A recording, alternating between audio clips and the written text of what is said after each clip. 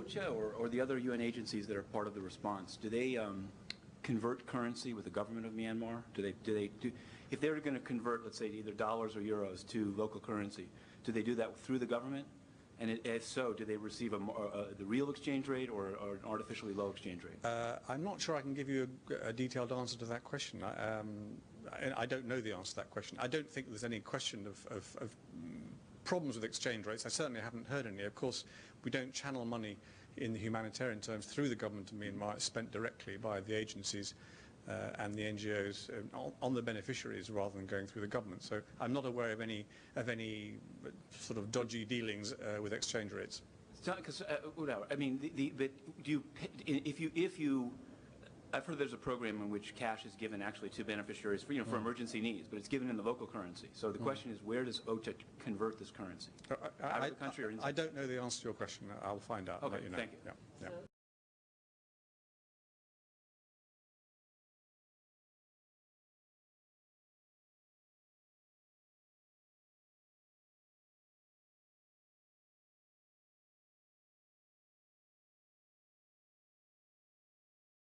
Myanmar requires that all the money that comes in be converted through them.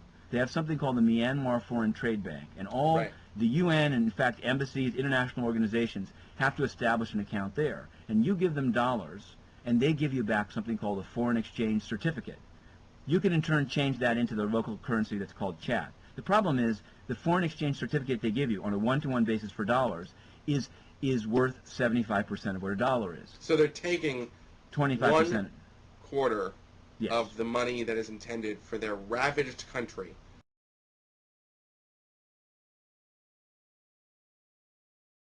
But just one last thing, I want to get down to this thing of the appeal, because I remember being here on July 10th when you and Mr. Baker were here and the issue came up. I mean, I don't know if you were, but I've come to believe from these minutes that he was aware of this loss. Maybe he disputed whether the government benefited.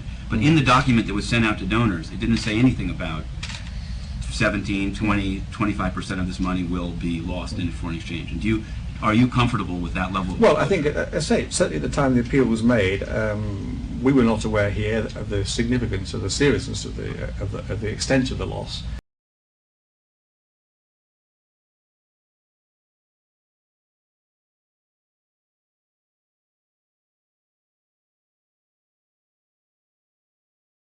One is that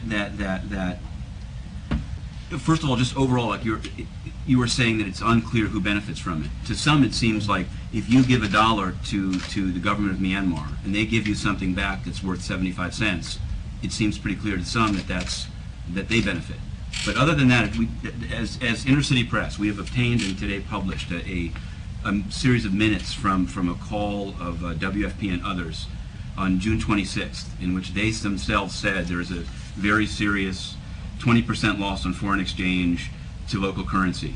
So it may, with all due respect, it made me wonder how in the July 10th appeal, that was second launched appeal here, why this issue wasn't somehow included or disclosed in the appeal as something that would affect the money that people gave.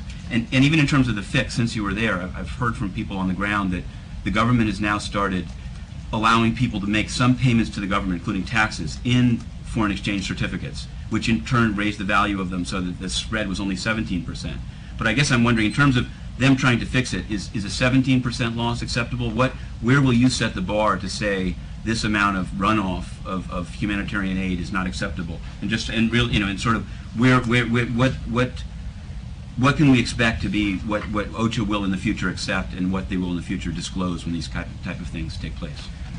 Well, it's very, I think we had this discussion before. It's very difficult to set the bar. Obviously, we would like a situation where there was no exchange loss happening. So if we could pay in dollars and get the sort of market exchange rate for chat in return for our dollars, that's the ideal solution. That's what we're asking for. Now, whether we can achieve that is another question. Any organisation working in a foreign country has got to abide by the exchange rules of the country that you're working in. And these rules have been there for a long time, and they're not just applicable to Cyclone Nargis, they're not just applicable to foreign aid. All foreign organisations, embassies or whoever working there have long been having to abide by these rules. Now, they become a much bigger problem because the spread, as you say, has widened so much. And you know, I think we were perhaps arguably a bit slow to recognise, because the spread suddenly widened in June, how serious a problem this is likely to become for us. I mean, I think now we have fully recognised it and are taking it up with the government. Now, you know, what is an acceptable loss? I don't think you can put a value on it, but clearly the position at the moment is not acceptable to us when we're losing 20% on, even if it's only some of our expenditure. The donors are obviously concerned about that too, and they suffer from it themselves in any bilateral aid.